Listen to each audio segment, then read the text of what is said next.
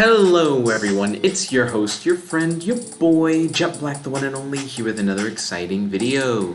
Today I am going to be talking about how was my day July 3rd, 2020, and what are my plans for July 4th, 2020. Happy 4th of July everyone. If you guys would like to talk with me more after this video, definitely feel free to hit up our Discord, link available in the description. My day has been fantastic as always. I originally planned to finish 2 weeks of coursework in one day for my Introduction to Creative AI course, but I quickly realized that the course isn't interesting enough to motivate me to do it all in one day. The coursework is fairly easy and it's just reading articles and answering discussion questions. I just found myself throughout the day getting distracted watching YouTube videos or playing Marvel Future Fight.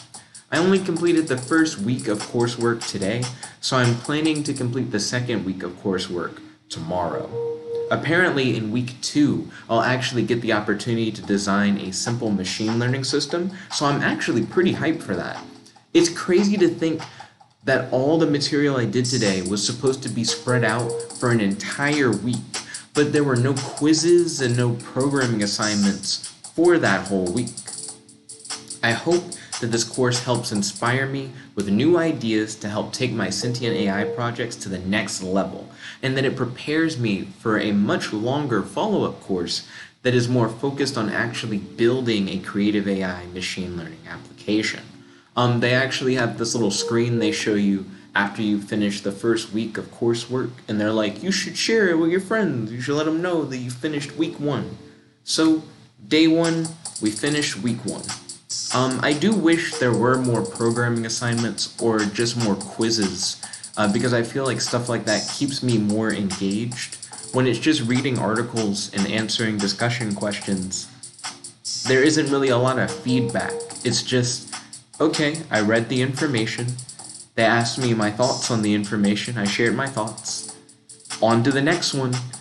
So if I saw something pop up in my subscription box on YouTube, or if I started like grooving to a song in the background a little bit too much, or if I was like, I wonder what's going on with like Marvel Future Fight, I would just lose track. And for work that isn't hard, like that isn't difficult, once you start just not doing it, it takes a lot longer to do it, obviously. So I'm hoping that by scheduling breaks into my schedule, for like as I work on the course material, that it'll help me better pace myself. I actually wrote that down in my notes. I said, I think tomorrow I will better pace my time by regularly taking scheduled breaks to play Marvel Future Fight or watch YouTube, rather than randomly and unintentionally stopping my coursework to do so. Because I think that's the issue. I think it's fine for you to do your coursework and to also like do other things. But it's better to do that as like a scheduled plan thing. That way you feel motivated to keep working on the coursework until, oh, it's Marvel time, and then you jump into like Marvel Future Fight, rather than unintentionally jumping into Marvel Future Fight.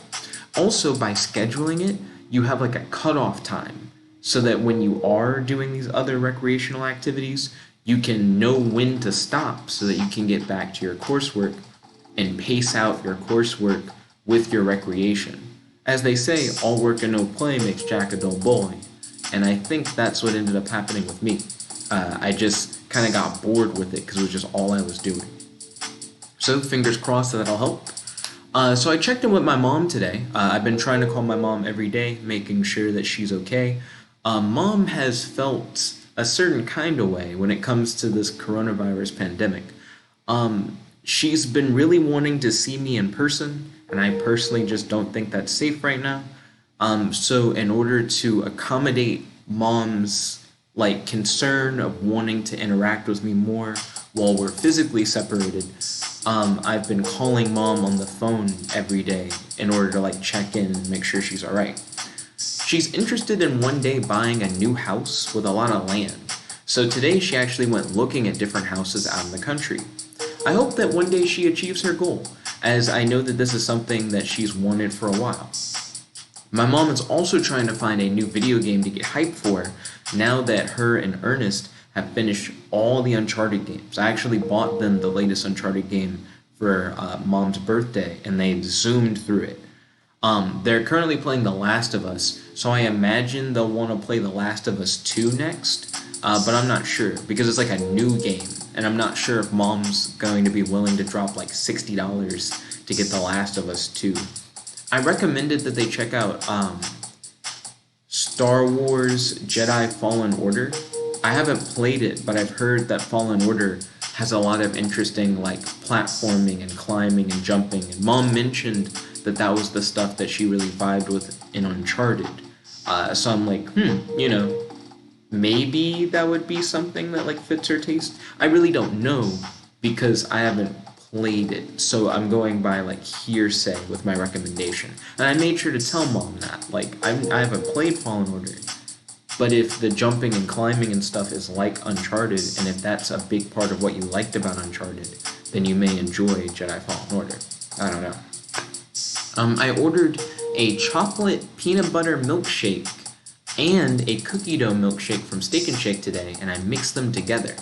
I also did that yesterday. I also ordered 2 more shakes that will be arriving tomorrow morning. I actually ordered them ahead of time, so that when I wake up, I should wake up to knock knock knock shakes. I am honestly thinking about drinking milkshakes every day. I feel like I can afford to do so, and I enjoy drinking milkshakes, and I don't really spend money on anything else. I save a lot. That's like a big thing with me. You'd say I'm a fairly cheap person. But one of like the few luxuries that I really enjoy is just being able to have like a nice milkshake. So getting like a couple milkshakes each day is something that I'm interested in doing, but I understand that for one, it's expensive. It's not like super expensive. It's like $15 because I'm getting it delivery, and then you have to hit a certain delivery minimum, and then they also have a delivery fee, and then they also have a service fee, and that's why it ends up being like $15 to get like 2 milkshakes delivered. But because, like I said before, I don't really spend money, so it's like it's not that I can't do it, but for one, do I want to spend like $210 a week? Well, sorry, that's not a week. $210 every 2 weeks. What a weird. Why'd I pick every 2 weeks? Do I want to spend $420 every month? That's better, because then it's like a monthly bill. For milkshakes, because I think that's what that ends up being. 15 times 28. I'm not the best with math, but it's something around there every month. And that may not be like the best way for me to spend my money.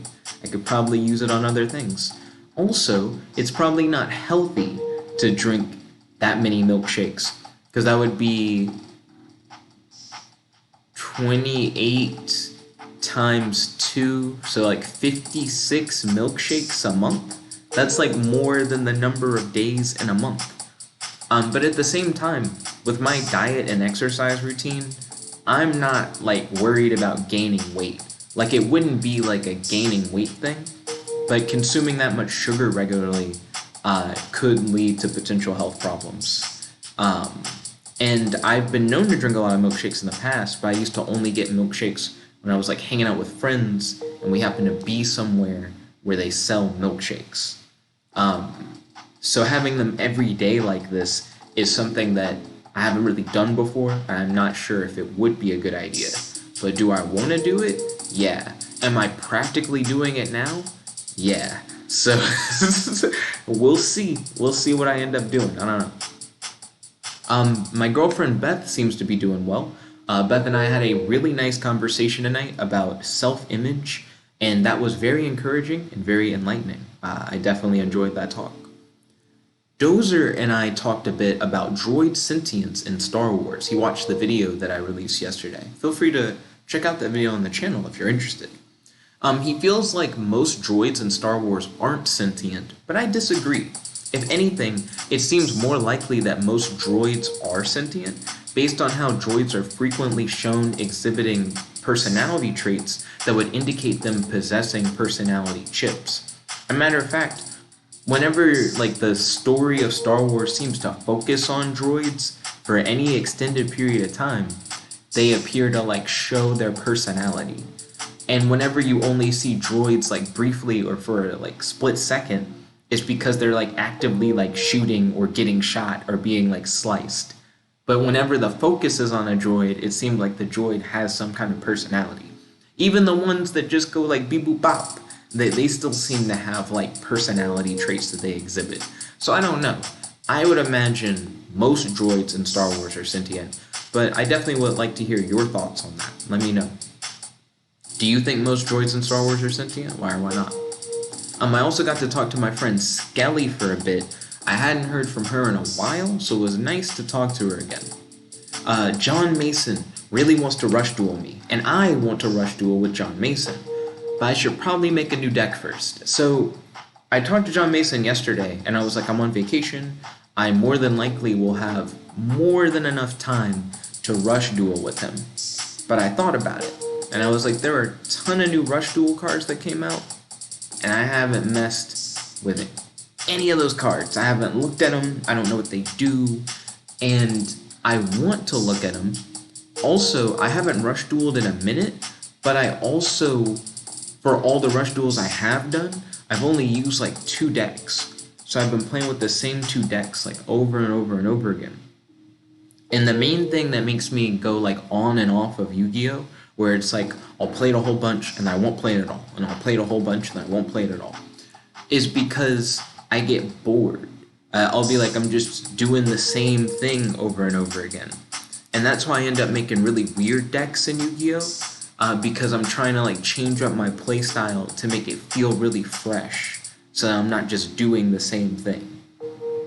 So before I rush duel with John Mason, or really before I rush duel with like anybody, I probably want to update one of my decks or make a new deck. I mean, at the very least, I probably need to update one of my previous Rush Duel decks with some of the new support.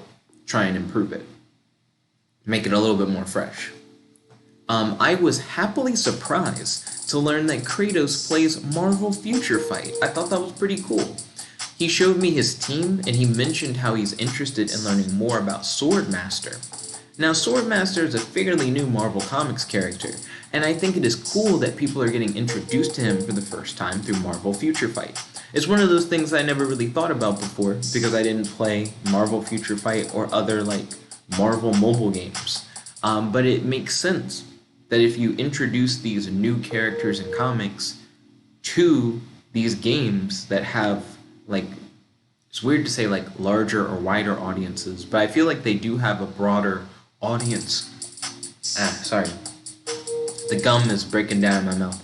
Anyone who's watched a lot of my recent videos knows that I'm addicted to chewing gum, so I chew gum all the time, and if I leave gum in my mouth for too long, it starts to break down and become a powder, and then as you talk, it tries to go into the back of your throat, and it gets me like every time.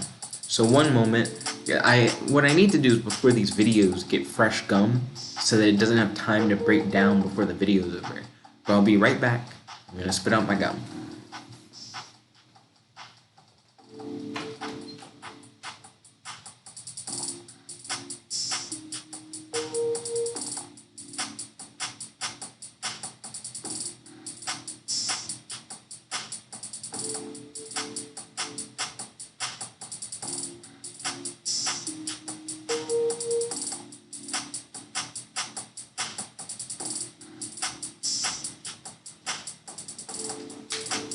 Sorry about the wait. When I spat out my gum, because it broke down into like powder, it didn't come out all in like one piece. So it's like I had to like spit, and then I was like, it's still in my mouth. And then I had to like spit again, but I'm back now. Anyways, Swordmaster is a fairly new Marvel Comics character. I think it's cool that people are getting introduced to him for the first time through Marvel Future Fight, because I feel like these mobile games have like a broad audience appeal, and they're free, and everybody has phones on them, so it's easy for them to pull up like a game like Marvel Future Fight and learn about these characters, because that may, motivate them to then decide, hey, maybe I want to check out this character's comic and learn more about him. Similar to how Kratos was like, yo, Swordmaster seems really cool. I want to learn more about Swordmaster. I was also happily surprised to learn that Gwenpool and Squirrel Girl actually possess a unique synergy together. Ayo. So Squirrel Girl and Gwenpool have this synergy called Whimsical Charm, where if you have them on a team together, their movement speed and attack speed are increased. So if you watched my video that I did earlier today, I talked about how I wanted to make a team that had Squirrel Girl, Gwenpool, and Kid Kaiju. And I was like, I'm not making this team for any special in-game reasons. It's not based on stats or trying to get a synergy. It's just if I could create my own Marvel superhero team, these are the characters I would want to put together on a team.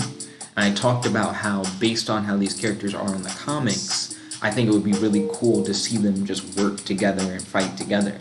But I like that in the game, they're and they would work together. There is a synergy. So that was a really nice surprise. Let's see. I scrolled down too far when I came back from looking at the images, so I'm looking back in my notes, trying to find where I'm at. Okay. So I have made a good amount of progress leveling up Gwenpool and Squirrel Girl. I honestly didn't know you could level up characters this quickly in Marvel Future Fight. Gwenpool and Squirrel Girl were level 1 this morning, and are now already approaching becoming level 50. So I took a screenshot of my team. I got a level 32 Iron Man, a level 47 Squirrel Girl, and a level 41 Gwenpool. So I'm pretty hype. I'm pretty sure that I'll be able to get Kid Kaiju, I guess today, because it's already the 4th of July. Just barely. It's almost 1 a.m. I guess it's not just barely. If anything, it's been an hour into the 4th of July. Happy 4th of July. But I'm excited to get Kid Kaiju on this team, so I'll finally have my Marvel Final Fight Dream Team formed. And I'm hoping to just level up all these characters to their max. So I want to get them all to their max level, and I want to get them all to 6 stars, and to get all their 6-star masteries in or whatever. That, or I'll just get bored of the game at some point and just stop playing. We'll see what happens first. But I'm enjoying it so far. It's a nice diversion from the coursework. Whenever I get bored doing the coursework, it's good to jump into Marvel Future Fight. Gives me just something else to do. Let's see. So, in less exciting news, Apollo Legend, one of my favorite YouTubers who discusses cheating in the speedrunning community, posted a tweet saying that he's leaving YouTube. So I'm going to read over his tweet real quick. He says, "I'm done with YouTube. To be clear, this is not meant to deflect criticism or create sympathy. I'm just explaining the reality. Last year I came really close to killing myself.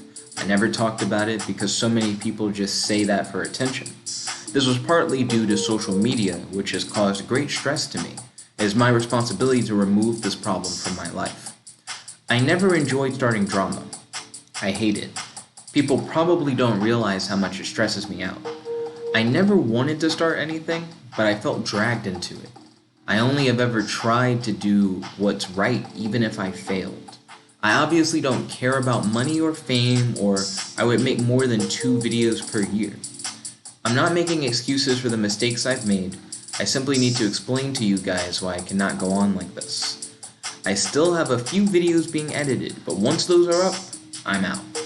Perhaps I'll find a way to rework the channel so it can go under someone else's direction. Again, continue to criticize me if you believe I've done something wrong. I wouldn't expect anything different. I just can't put up with it anymore. I love you all truly." So that was a quote from Apollo Legend. He posted that on his Twitter. It was like a pinned tweet. I'm not a Twitter guy, but I saw a video from Apollo Legend that came out today, and in the comment section, somebody was like, "And he quit." And they were like, "Check his Twitter, he's quit." I was very surprised to hear that he quit. And if you look on the side, the reaction to him quitting has been pretty toxic. Not gonna lie. Like if you look at like some of these comments, but I'm sorry to hear that. Like I'm sorry to hear that he's leaving YouTube, but I understand why he's leaving YouTube. I get that he's going through a fairly stressful situation right now and is trying to keep his head down. The reaction to his tweet is toxic. Many people are going out of their way to be hurtful to Apollo Legend due to recent drama between him and another YouTuber, but I personally wish Apollo Legend the best. There are rumors that Zatanna and Raven might be getting solo films in the DC Extended Universe. I don't trust rumors, so I'm going to wait and see if we hear anything official from Warner Brothers. I heard about these rumors from Beyond the Trailer, a YouTube channel that I've been following for many years now. There was actually a period where I stopped looking at Beyond the Trailer videos, but within like the last few years or so, I jumped back on the Beyond the Trailer bandwagon and I tune in occasionally. I didn't even fully finish watching this video, but she seems to be pretty good at getting like actual information. Like she seems to be good about finding a source who just knows like the real thing and then reporting it before it gets reported by Warner Brothers. But I still always take whatever she says with a grain of salt, and I never buy into the rumors. I just wait to hear something official from Warner Brothers. And that's what I would recommend to you as well. Don't buy into the hype. Don't be like, hey, it's confirmed or anything like that. Just like take it with a grain of salt. May or may not happen. We'll see. And DC has a track record of announcing films and then not making them. So even if DC Comics is like, hey, we're going to do a Zatanna film and we're going to do a Raven film, that doesn't necessarily mean that that's going to come out. So even if it does get announced, I'm still skeptical. Also, I don't really understand why we would get a Zatanna film and a Raven film. The two characters are different, but they also are very similar. Like they're both magic-based female characters who are normally portrayed to be like kind of young. It's weird for both characters. It's weird actually, because Raven is like a teen titan, but sometimes Raven is portrayed to be like kind of older than the others, depending on like what you're looking at. Like original Teen Titans, they're Teen Titans, but they're like older teens. But now there are like more modern iterations of Raven where she's like a younger teen, and it's weird. Like her age fluctuates, and then Zatanna, she's like a legacy character because her father Zatara is supposed to be like a magic superhero, so she's also like younger a lot of times. I may be remembering this wrong, like misremembering. But I'm pretty sure I've seen interpretations of Zatanna where she's young. A matter of fact, there's a DC book called like Mystic U. I believe that's the name of it. But it's essentially like DC Comics equivalent to Hogwarts. Like it's like a magic school where DC's magicians all get together and like learn their craft. And I'm pretty sure in Mystic U, Zatanna is like fairly young. But I also know that Zatanna's supposed to know Batman's identity because they were childhood friends. And if that's the case, then Zatanna's like older. So they're both characters that have these weird, like, indiscriminate ages where sometimes they're really young and sometimes they're like as old as like older characters within the DC universe. And they both are magic based and they both are fairly powerful, like extremely powerful, especially Zatanna. Zatanna can kind of just do anything. And I don't know. I don't really know how they would fold them into the current DC cinematic universe. Like, if they did a Raven movie, I imagine we get to see Trigon. That'd be cool. If they did a Zatanna movie, I don't know who she'd fight. Like, to be honest, they're both characters that, I heavily associate with teams. Not to say that they haven't had solo books, but when I think about Raven, I think about like the Titans or like the Teen Titans. And when I think about Zatanna, I think about like the Justice League or Justice League Dark. So I don't know. Like, it'd be interesting if they got a film. Like, if either of them got a film. But it'd be really interesting if they both got a film. Because it would just feel like you're using, like, two fairly similar characters. And then being, like, both movies. I'm trying to think of, like, a good analogy. Like, a similar, like, two-character set they could use. Where it's like they kind of like touch similar ground. I guess one thing that interests me about it is that a lot of times when this happens, where it's like, oh, we're getting two superhero movies that both share very similar themes, it's normally like DC's dropping one and Marvel's dropping one. Like how you have like Captain America Civil War and you have Batman v Superman come out the same year. And it's like both movies are about superheroes fighting against each other. And then they end up like coming out within the same slate. Now that's not to say that Zatanna and Raven are guaranteed to come out the same year. If they're even coming out in the first place, it's still rumors. But I don't know. It just seems like if they did announce them like side by side like that, like both films are coming out, it just seems like it'd be weird, in my opinion. That we are about to get a lot of Scarlet Witch from Marvel, so I could see them as a reaction to the new Scarlet Witch stuff coming out, being like, we have to do one of these characters to like put in our female magic representation, but both of them? Like, I don't know. I don't know why they would do both. But I do think that's interesting. I'm curious to hear if these rumors are true, but again, I'm not going to assume anything. I'm not going to act like the rumors are true. I'm going to wait until we hear something official from Warner Brothers. Let's see. Oh, cool. And that's like the end of my notes for today.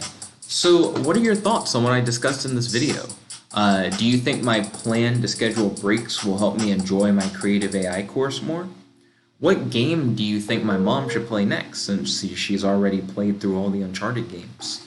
Should I order delivery milkshakes every day, or is that irresponsible in terms of my health and finances? What cool conversations have you had with friends today? What new Rush Duel cards would you recommend I check out? Do you have any tips for how I could level up faster in Marvel Future Fight? How do you feel about the Apollo Legends situation? Do you hope that Zatanna and Raven movie rumors are true? Definitely let me know in the comment section below, and let's continue this discussion on our Discord. I'd like to thank you all for watching. If you guys liked this video, make sure to smash that like button, favorite, comment, subscribe, and ding ding ding. Ring that notification bell to be notified whenever we do these videos. It's your host, your friend, your boy, Jet Black, the one and only. Logging out. Peace.